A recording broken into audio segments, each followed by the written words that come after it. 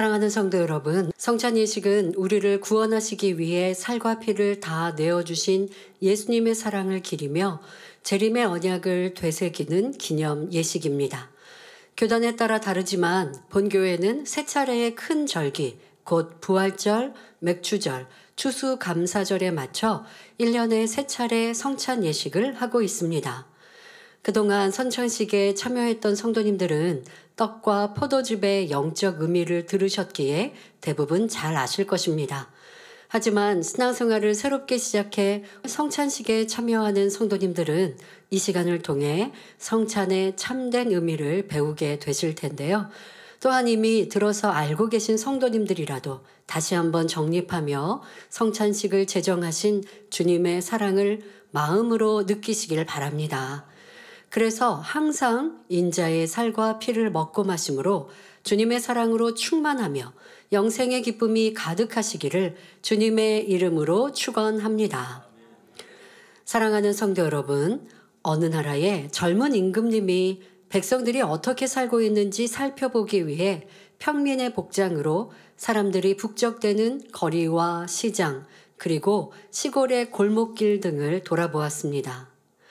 시골 시장을 걷던 그 젊은 왕은 비록 허름한 옷을 걸쳤지만 매우 아름답고 사랑스러운 소녀를 보았는데 첫눈에 반했습니다. 그 시골 처녀에 대해 알아보니 혈통이 좋은 가문도 아니었고 제대로 된 교육을 받은 적도 없으며 오두막집에 살고 있었습니다. 하지만 단번에 사랑에 빠진 왕은 궁에 돌아온 후에도 그 시골 여인에 대한 마음을 떨칠 수가 없었고 그 여인과 결혼하기 위해 고심하기 시작했습니다. 어떻게 하면 내 사랑을 그 소녀에게 전할 수 있을까? 무엇으로 그 처녀의 마음을 얻을 수 있을까? 가장 먼저 생각해낸 방법은 화려한 왕복을 입고 빛나는 왕관을 쓰고 백마에 올라 많은 신하들을 거느리고 위험 있는 모습으로 가서 사랑을 고백하는 것이었습니다.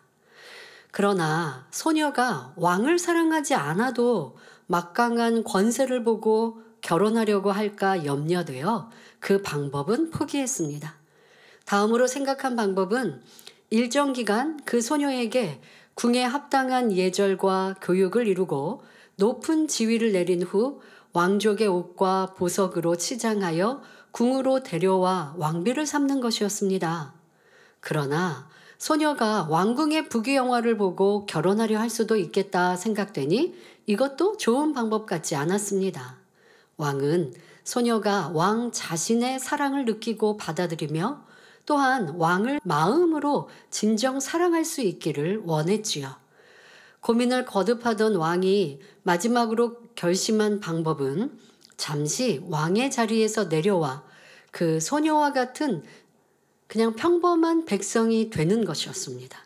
그러니까 여러분들 뭐 이런 얘기들은 우리가 뭐 드라마나 또 소설에서도 나오죠. 권세 있는 사람들이 자기의 권세를 감추고 그래야 진정한 사랑, 진정한 친구를 또 진심을 확인할 수 있기 때문에 꼭 이성 간의 관계를 떠나서도 사람 사이에서 친구 안에서도 그렇고 그렇게 어떤 권세 때문에 상대를 좋아하거나 따를 수 있는 것이 사람의 마음이니 이런 것들을 내려놓고 표시내지 않는 이러한 얘기들도 들어보셨을 텐데요. 지금 비유하고 있는 이 이야기 속의 왕도 그러한 것입니다. 여인과 같이 평범한 백성의 차림으로 이제 나아갔습니다. 왕은 왕복을 벗고 허름한 옷을 입고는 소녀가 사는 마을에서 이웃으로 살면서 목동 일을 하며 생활했습니다. 하루 일을 마치면 마을 사람들과 대화를 나누며 그들의 생활 풍습을 배웠고 친밀감을 쌓았습니다. 그리고 자연스럽게 그 소녀와도 친해질 수 있었고 점점 시간이 흐르며 마음을 주고받으며 진정한 사귐을 가졌고 서로 사랑을 확인하자 비로소 왕은 자기가 누구인지 소녀에게 알려주었습니다.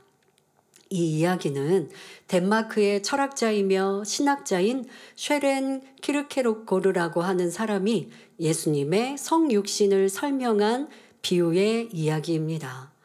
하나님의 아들 예수님께서는 하늘의 영광을 다 버리고 낮고 낮은 이 땅에 오셨습니다. 피조물인 사람의 형상으로 태어나셔서 죄로 인해 저주받은 이 땅에 죄인인 인생들과 똑같이 살아가셨지요. 예화에서 나오는 왕이 왕궁의 화려한 생활을 벗어나 목동의 삶을 사는 것은 쉬운 일이 아닙니다. 달콤하고 기름진 음식도 없고 화려하고 부드러운 비단 옷을 입을 수도 없습니다. 잠자리도 불편하고 수정드는 하인들도 없으니 한 번도 안 해본 노동을 하는 것도 고난이지요. 이처럼 왕이 평민으로 사는 것도 힘들지만 우리 예수님께서 겪으신 고난과는 비교할 수 없습니다. 예수님은 창조주 하나님의 아들이시며 하나님과 근본 하나로서 큰 영광 중에 계시던 분입니다. 그런 예수님께서 피조물과 같이 육신을 입고 이 땅에 오셔서 가난과 배고픔, 피곤함, 추위와 더위 등 인생의 모든 삶의 고통을 겪으셔야 했습니다. 더구나 마지막에는 온갖 멸시와 조롱을 받으시고 죄인처럼 나무 십자가에 못 박혀 죽기까지 하셨습니다. 인류를 구원하시려는 하나님의 계획대로 예수님께서 이 모든 고난을 온전히 감당하신 것입니다. 피 흘림이 없은즉 사함이 없느니라 하신 말씀대로 아무 죄 없으신 예수님이 피 흘려 죽지 않으셨다면 누구도 죄사함 받고 구원받을 수 없기 때문이지요. 아담의 범죄 이후 이 땅에 존재한 모든 인류는 죄인이었고 죄의 대가는 사망, 곧 지옥의 영원한 형벌이었습니다. 그러나 죄 없으신 예수님께서 죄인을 대신해 죽으심으로 주님을 믿는 사람들은 죄사함을 받고 구원받아 천국에 갈 수 있게 된 것입니다. 그러면 하나님께서 이렇게 독생하신 아들의 생명까지 내어주시며 우리를 천국에 들이시는 이유는 무엇일까요? 바로 진정한 사랑을 나눌 대상을 얻기 원하셨기 때문입니다. 심판하실 하나님이 두려워서 율법을 지키는 자녀를 원하시는 것이 아닙니다. 마음의 소원에 응답하시고 질병을 치료하시고 축복 주시니까 하나님을 믿는다는 조건적인 신앙을 원하시는 것이 아니지요. 하나님께서 원하시는 자녀는 그리 아니하실지라도 곧 어떤 고난과 역경에 처하더라도 하나님을 사랑하며 신뢰하여 하나님의 뜻을 행하는 사랑의 자녀들입니다. 축복과 응답 주신다고 하니 의무감으로 계명을 지키거나 율법을 어기면 저주가 임할까 봐 두려워서 계명을 지킨다면 하나님의 사랑을 깨달은 참 자녀라 말하기 어렵지요. 요한일서 4장 16절에 하나님이 우리를 사랑하시는 사랑을 우리가 알고 믿었노니 하나님은 사랑이시라. 사랑 안에 거하는 자는 하나님 안에 거하고 하나님도 그 안에 거하시니라 말씀하셨습니다. 하나님의 사랑을 마음에서 알고 그 사랑을 중심에서 믿는 사람은 하나님을 사랑할 수밖에 없습니다. 그러니 당연히 하나님의 말씀대로 살아가고 그 말씀 안에 거하지요. 하나님께서는 그런 자녀들과 세세토록 참 사랑을 나누며 천국의 영광을 함께 누리기 위해 가장 귀한 독생자의 생명까지 내어 주신 것입니다. 오늘날 주님을 믿는다는 사람은 많지만 정작 하나님의 마음을 깊이 느끼며 사랑을 주고받을 수 있는 참 자녀는 그리 많지 않습니다. 입술로 주여 믿습니다 고백한다고 해서 다 참 자녀가 될 수 있는 것이 아니지요. 그러면 어떻게 해야 하나님과 참 사랑을 나누는 참 자녀가 될 수 있을까요? 바로 본문 요한복음 6장 54절에 내 살을 먹고 내 피를 마시는 자는 영생을 가졌고 마지막 날에 내가 그를 다시 살리리니 하신 대로 인자의 살을 먹고 인자의 피를 마셔야 합니다. 여러분, 그래서 우리는 하나님의 말씀대로 1년에 3차례 이 성찬식을 통해 또 반복되어지는 말씀의 영적 설명을 합니다. 바로 성찬의 의미, 예수님의 살과 피의 의미 1년에 여러분 못해도 3번은 들어요. 자, 그러니 묻는다면 예수님의 살은 뭐고 피는 뭡니까? 라고 묻는다면 웬만한 성도님들이라면 집사님들 이상이라면 설명할 수 있을 거예요. 그런데 그것을 내가 지켜 행하는지가 중요합니다. 영적인 의미대로 나는 행하고 있는지, 그것이 참 영생의 길이요 주님을 사랑하는 것임을 알아야 합니다. 여러분, 우리는 하나님께서 인간 경작하시는 이유를 자주 듣습니다. 욥이 연단받는 이유가 하나님의 참 자녀의 관계를 얻기 원하시는 하나님의 뜻 가운데 연단하시기 때문에 설명도 자주 합니다. 우리는 새 예루살렘에 들어가는 참 자녀 되기를 훈련받아왔고 사모하고, 그래서 좁은 길 중 가장 좁은 길, 성결의 길을 선택하고 가고 있습니다. 그렇게 간다라고 했고 새 예루살렘이 내 본향집이라 고백했어요. 그러니 연단이, 그것도 큰 폭풍과 같은 연단이 있을 수밖에 없지요. 참 믿음인가 테스트는 항상 있습니다. 신앙인 안에. 하나님의 사랑받았던 믿음의 선진들도 그 믿음의 테스트가, 하나님의 큰 축복이 인정을 받고 더 큰 사랑을 받기 위해서는 항상 테스트가 있지 않았습니까? 하나님이 못 믿어서 테스트하시는 게 아니에요. 너가 나를 진짜 믿나 안 믿나 내가 한번 시험해 볼까가 아니에요. 하나님을 믿는 거, 하나님을 사랑하는 걸 아세요. 그러나 이게 영계의 법칙이니까. 원수마귀 사단에게도 보여야 하나님이 마음껏 축복해 주시고 하나님이 그를 높이셔도 무엇을 할 수 없기 때문에 테스트가 필요한데, 여러분 새 예루살렘 가시겠다 했는데 하나님의 이 큰 시험과 테스트에 여러분은 어떤 답을 쓰셨습니까? 온전한 믿음과 온전한 사랑, 변함없는 모습으로 진실함을 내보이셨다면 이 연단의 시간 여러분 믿음은 쑥쑥 성장하고 새 예루살렘이 더 가까워졌을 것이고, 원로 목사님이 가르쳐 주시고 믿음은 이런 것입니다 라고 알려주신 그것을 우리가 내가 가져야 하는데 아직 내게 이루지 않으니, 원로 목사님이 계시지 않으니 나는 힘들어요 하는 모습이니 이 또한도 합격이 아니요. 또 미혹이 오고 시험이 오니 떨어져 나간다면 이는 당연히 불합격이요. 우리는 새 예루살렘 가는 여정 속에 이런저런 테스트도 받아가는 시간들이었는데 여러분들은 어떠하였는지. 나는 교회 안 떠났는데요. 그것이 여러분 정답은 아닙니다. 이 재단에 있었어도 얼마나 말씀대로 진리로 선으로 그 목자의 가르침대로 살았는가, 그것이 여러분들의 답안지고 그 답안지로 내 점수를 매기셔야죠. 최종 점수는 우리가 하늘나라에 가서 정확히 확인할 수 있으나 지금도 우리는 확인할 수 있어요. 내 점수가 얼만큼인지 진리의 말씀으로. 그것이 아버지 하나님께서 참자녀 새 예루살렘에 가는 만민의 양떼들을 이끌어 오시는 과정 중에 분명히 있는 시간이었습니다. 자, 이후에 여러분 각자에게든 아버지도 분명 우리의 믿음이 얼만큼 충만한지 온전한지, 축복만 계속 주실 수는 없어요. 그 축복 중에 또 시련이 온다 할 때 나는 그 시련을 굳건한 믿음으로 지키면 그 다음에는 그런 비슷한 시련이 올 필요 없어요. 더 큰 축복을 받기 위한, 또 능력 받기 위한, 또 그거는 또 넉넉히 이겨가는 것이고, 이렇게 성장하는 만민의 성도들이 되십시오.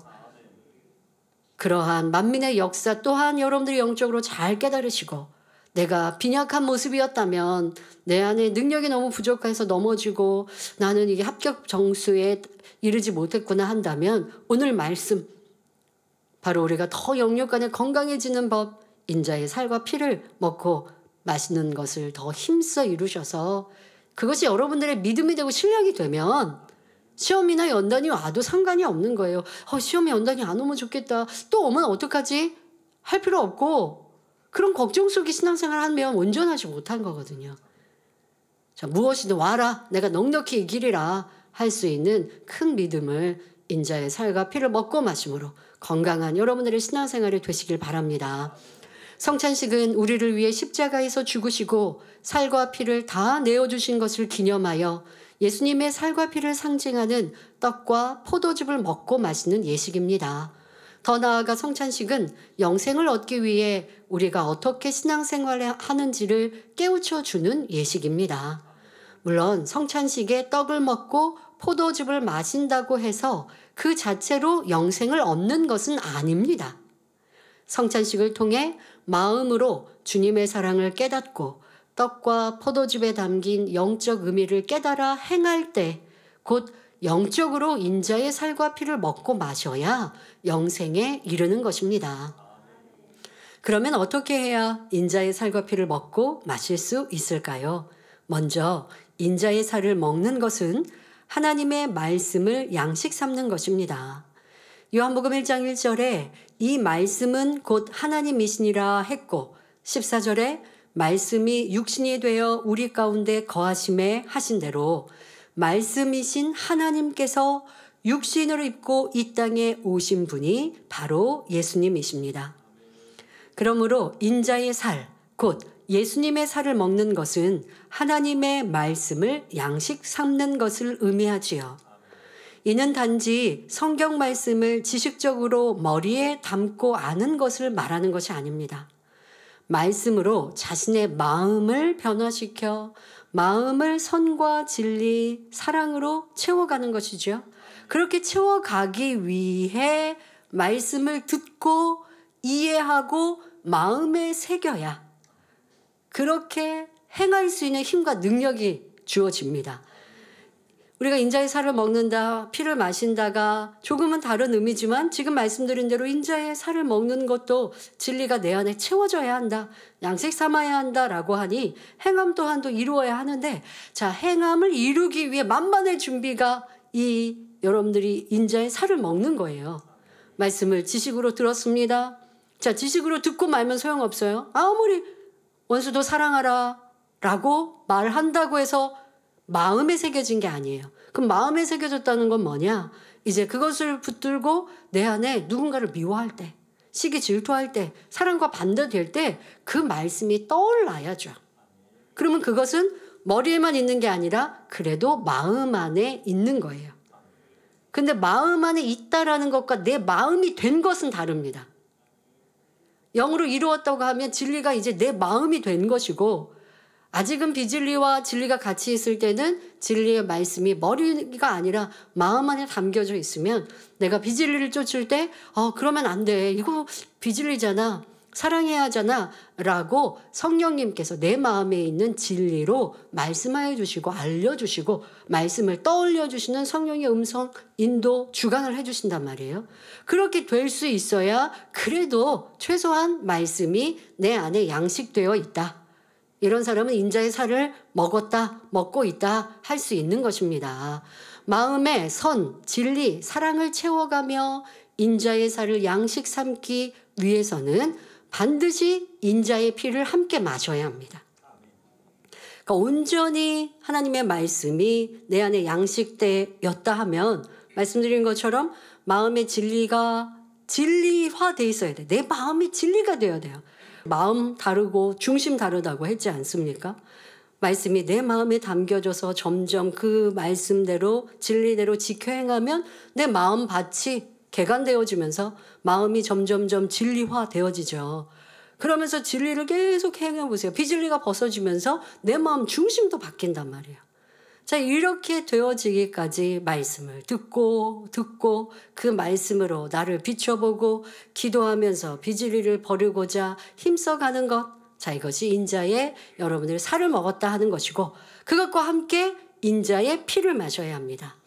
이는 하나님의 말씀을 배움과 동시에 그 말씀대로 순종하는 행함이 반드시 동반되어야 한다는 말입니다. 비유를 들면 사람이 음식을 먹을 때 수분을 함께 섭취해야 한다는 말입니다. 수분 없이 건조한 음식물만 계속 섭취한다면 아무리 충분한 영양소를 공급해도 소화시킬 수 없습니다. 사실 음식물 안에는 수분이 담겨 있지요. 채소 하면 또 수분도 많이 담겨 있고 수분이 담겨 있기 때문에 우리가 음식물을 먹는 것으로도 수분이 채워졌다고 하지만 음식물만 먹고 수분이 공급이 되었다라고 하지 않습니다. 또 물을 마셔야죠. 음료를 마셔야 그것이 먹은 음식물의 소화, 흡수, 배설도 잘 되는 것이고 그리고 그 수분이 여러분들 안에 들어와야 그 외에 내 안에 건강, 여러 가지 작용들을 하기 때문에 음식물 섭취뿐 아니라 수분을 함께 공급해야 한다라는 거 잘 아십니다. 특히 우리 몸에 노폐물을 배설하는 데 있어서 수분이 굉장히 중요하다고 하죠. 그리고 그리해야 새로운 영양분을 흡수할 수 있습니다. 그런 것처럼 여러분이 진리를 배우면 반드시 그것을 행해 나가는 노력이 있어야 합니다. 자, 그런데 주일날 은혜 많이 받고 그리고 이제 집에 돌아가셔서 오늘 못 쉬었던 주일날 다른 세상 사람들은 놀기도 하고 쉬기도 하는데 우리는 어디 들로 산으로 캠핑 안 갔으니까 그러지는 않았지만 뭐 집안 정리도 뭐 여러분들이 하기 바쁩니다. 그리고 또 출근하고 학교 가는 한 주간 또 월요일부터 세상 일과 함께 바빠집니다. 그러면 말씀이 온데간데 없이 사라진다. 그럼 이거는 인자의 살 잘 먹는다 할 수 없어요. 매일매일 인자의 살을 양식 삼아야 하는데 그 사람 안에는 이제 말씀이 없죠. 또 인자의 피 안 마시고 있는 거죠. 근데 주일 말씀을 들었습니다. 그 말씀을 내가 월요일에도 화요일에도 다시 묵상해 봅니다. 그리고 또 우리는 성경을 읽고 암송하죠. 그럼 이것은 또 인자의 살을 먹는 것이죠. 거기에다 묵상하면서 기도하면서 내 삶 속에서 미운 사람을 섬겨야지, 사랑해야지, 고운 말 해야지, 더 희생해야지, 낮아져야지. 이게 인자의 피를 마시는 모습인 거예요. 그게 없으면 생명이 되지 않는다는 겁니다. 음식물을 먹었는데 여기 얹혀 있으면 어찌 되겠습니까? 여러분들도 많이 들어서 내 머리에는 쌓아 놓는데 내 마음을 변화시키지 않고 행함으로 나오지 않으면 생명이 될 수 없다는 것. 우리가 이 성찬식을 통해 다시 한번 생각해야 합니다. 배운 하나님의 말씀이 여러분 자신의 생명과 능력이 되기 위해 지켜 행하는 인자의 피를 함께 마셔야 합니다. 마음에 있던 비진리가 점점 빠져나가고 그 자리에는 진리가 채워집니다. 행함이 있으면 그렇게 되는 거예요, 여러분. 미움이 빠져나가고 사랑이 채워집니다. 교만이 빠져나가고 겸손이 채워집니다. 요한일서 1장 7절의 말씀을 보아도 우리가 인자의 살 뿐 아니라 인자의 피를 마셔야 우리 속에 생명이 있음을 잘 알 수 있습니다. 저가 빛 가운데 계신 것 같이 우리도 빛 가운데 행하면 우리가 서로 사귐이 있고 그 아들 예수의 피가 우리를 모든 죄에서 깨끗하게 하실 것이요 했지요. 여기서 빛 가운데 행하는 것은 하나님의 말씀대로 순종하여 행하는 것을 의미합니다.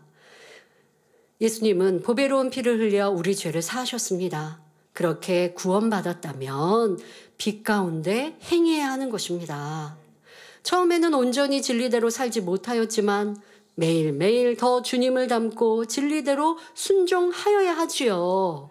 이것이 빛 가운데 행하는 것입니다. 그럴 때 우리의 모든 죄를 깨끗게 하시는 것입니다. 여러분, 우리가 교회에 나와서 주님을 구세주로 영접하고 성령을 받았습니다. 그러면 이제 구원의 확신이 생깁니다. 그러나 아직 내 안에 마음 안에는 많은 죄악들이 있어요. 미움도 시기, 질투도 짜증, 혈기도 내 유익을 구하는 마음도 교만한 마음도 비교하는 마음도 서운한 마음도 많은 비진리 악이 있습니다. 그러나 주님을 영접하여 구원의 기쁨이 넘치니까 성령 충만하게 깨어 기도하고 순종 잘하는 분들은 이런 죄악이 드러나지 않고 나타나지 않고 잠잠히 묻혀져 있듯이 이렇게 가라앉아 있는 모습도 있습니다. 이럴 때 이제 초신자 성령 충만한 분들은 그래야죠. 근데 그렇지 않고 교회는 등록하고 성령을 받았어도 그냥 기도하지 않고 말씀대로 살려는 노력, 인자의 살과 피를 먹고 마시는 순종의 행함이 없는 분들은 그냥 여전히 교회 밖을 나가면 예전에 지었던 죄악이 나올 것이고 순간순간 그러면 안 되는데 나 이제 주님 믿는 사람인데 생각하지만 기도하지 않으면 자기를 다스리지 못하지요. 그런데 주님을 영접하여 이제 내 안에 있는 이 죄악을 버려가는 것, 이것이 온전한 신앙생활, 올바른 신앙생활이요. 그럴 때에 빛 가운데 사는 사람, 빛 가운데 살아야 주님의 보혈의 피가 내 죄를 깨끗게 하신다. 이거 여러분들이 잘 이해하셔야 합니다. 왜요? 보통 우리가 교회들은 주님을 구세주로 영접하면 성령을 받으면 내 안에 과거에 이제 현재의 죄 다 사함 받았습니다 라고 말하죠. 네, 죄 사함 받았어요. 그러나 문제는 내 안에 여전히 죄성과 악이 있다는 거죠. 이 죄성과 악은 또 죄를 짓게 만들어요. 주님을 구세주로 영접하였다고 해서 이 죄를 짓고 싶은 마음도 아니면 죄의 내 안에 있는 성질도 그게 다 버려지고 사라진 건 아니에요. 구원받을 수 있는 죄사함은 받았지만 내 안에는 죄성과 독성과 악을 버려가는 게 올바른 신앙생활이요. 그래서 이제 구원받는 죄사함은 받았지만 이 죄악을 버려가는 만큼 온전한 구원, 바로 더 좋은 천국을 침노하고 깨끗해. 하나님은 빛이신 찬란한 빛이신 것처럼 우리도 더러움이 없는 깨끗한 마음, 하얀 마음으로 점점 바뀌어가는 것. 이것이 올바른 신앙생활이요. 우리의 삶이 되어야 하고 그것을 바로 인자의 살과 피를 먹고 마시는 것이라 하는 것입니다. 그런데 교인들 중에는 주님을 영접한 것으로 다 된 것처럼 생각하며 빛과 반대인 어둠, 죄악 가운데 살면서도 구원받았다, 죄 용서받았다 말하기도 합니다. 하지만 성경은 우리가 빛 가운데 행해야 하며 항상 인자의 살과 피를 먹고 마시는 신앙생활을 해야 영생한다 말씀하고 있음을 기억하시기 바랍니다. 그럴 때 하나님의 말씀이 우리에게 생명과 능력이 되고 하나님의 사랑이 우리 안에 온전해질 수 있는 것입니다. 사랑하는 성도 여러분, 요한복음 15장 13절에 사람이 친구를 위하여 자기 욕심을 버리면 이에서 더 큰 사랑이 없나니 말씀하셨습니다. 여러분을 위해 기꺼이 목숨을 버리고 살과 피를 다 내어주신 예수님의 사랑을 얼마나 깊이 깨닫고 계십니까? 우리에게 인자의 살과 피를 먹고 마시라는 것은 억지로 지켜야 할 의무를 강요하는 말씀이 아닙니다.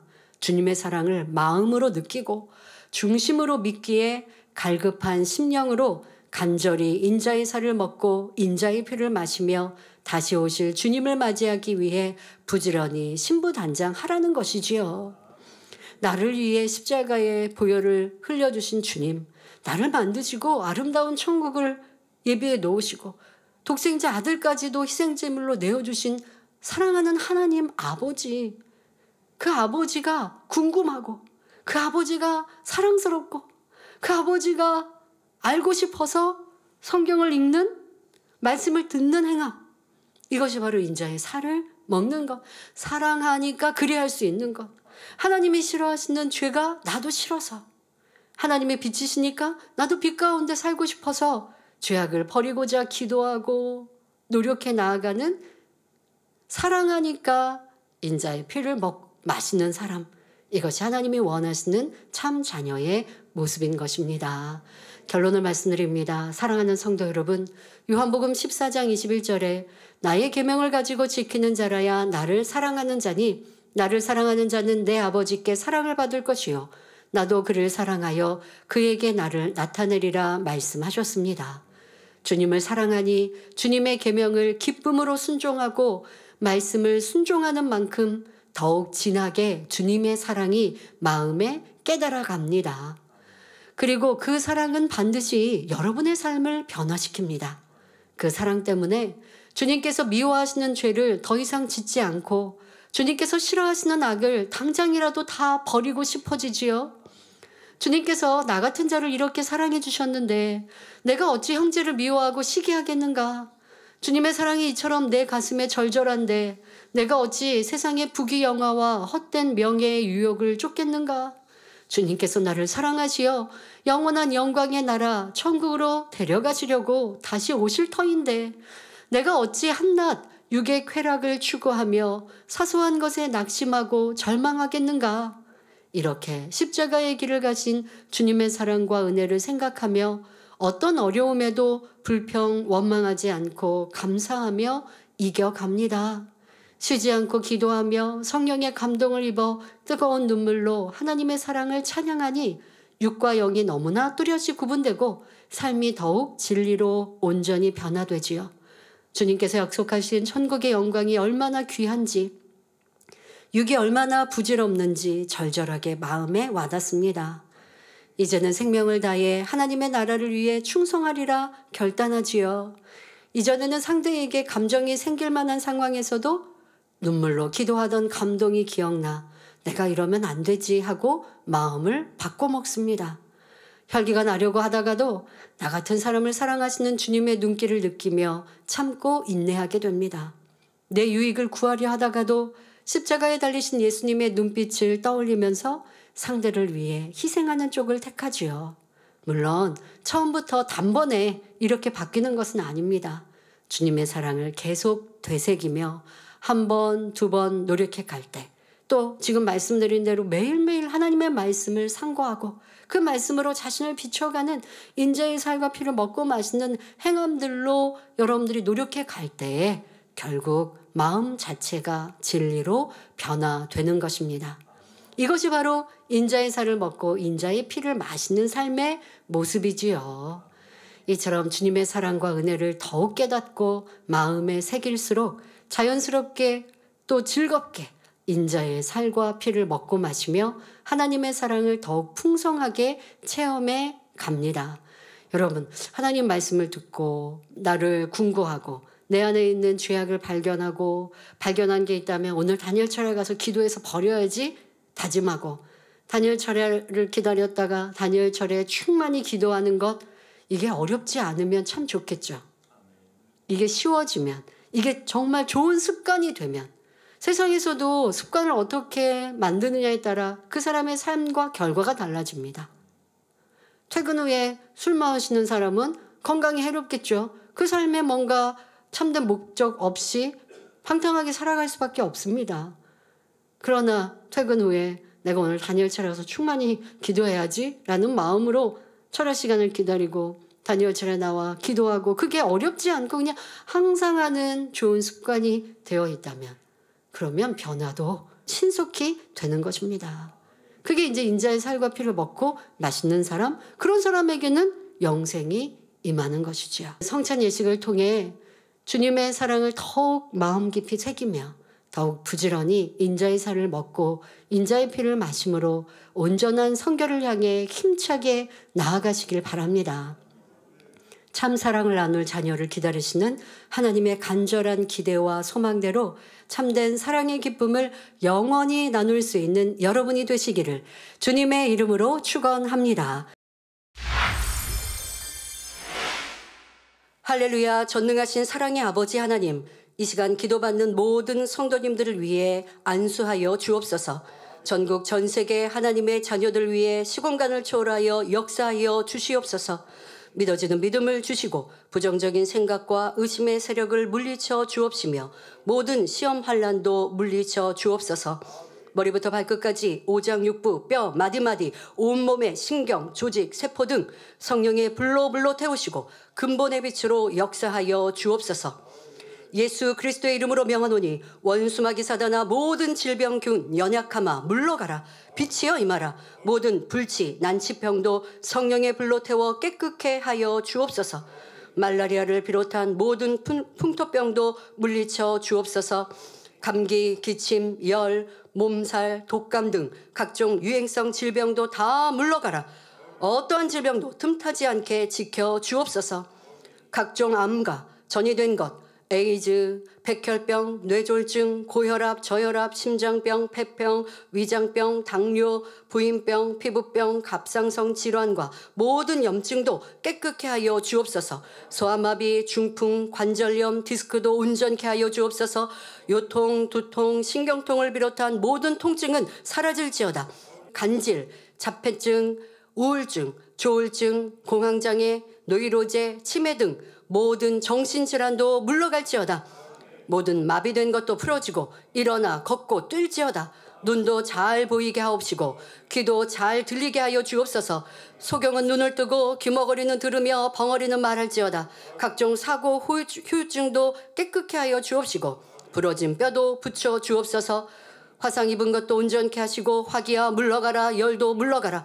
아버지 하나님 흉터나지 않게 역사하여 주옵소서. 마약을 비롯하여 각종 약물과 독극물, 중독도 깨끗함을 입을지어다. 죽은 신경과 세포가 살아나며 죽은 자도 살아나게 하여 주옵소서. 잉태의 축복도 주옵소서. 예수 그리스도의 이름으로 명하노니 원수마귀 사단아 하늘 공중권세 잡은 악의 영들아 물러가라. 그의 사자들도 물러갈지어다. 이 땅의 악한 영, 더러운 영, 거짓되고 간사한 영, 이간질하고 미혹하는 모든 어둠들은 물러갈지어다. 모든 흉악의 결박을 풀고 어둠아 물러가라. 빛이여 임하라. 아버지 하나님, 부르짖어 기도할 수 있는 능력을 주시고 죄를 버리고 성결될 수 있는 능력 주옵소서. 영원히 잘됨같이 범사에 잘되게 하시고 가정의 복음화도 이루어 주시기를 원합니다. 한 주간도 모든 사고와 재앙으로부터 지켜주시고 불통이 없는 형통한 삶을 살 수 있도록 축복해 주옵소서. 성령의 불담으로 천군 천사와 주님의 불꽃 같은 눈동자로 모든 하나님의 자녀들과 가정일터 사업터를 지켜주시기를 원합니다. 학생들에게 지혜와 명철을 더하시고 공부할 수 있는 뜨거운 마음과 열정도 더하여 주옵소서. 마음과 생각을 세상에 빼앗기지 않도록 지키시고 하나님을 뜨겁게 사랑하는 학생들로 축복하여 주옵소서. 하나님의 자녀들이 먹으나 마시나 입으나 무엇을 하든지 하나님 앞에 영광 돌리는 삶이 되게 축복하여 주옵소서. 나는 하나님을 만났노라, 체험했노라, 응답받았노라, 축복받았노라 간증하는 입술이 되게 역사하여 주옵소서. 아버지 하나님 감사합니다. 홀로 영광 받으옵소서. 우리 주 예수 그리스도의 이름으로 기도하옵나이다. 아멘.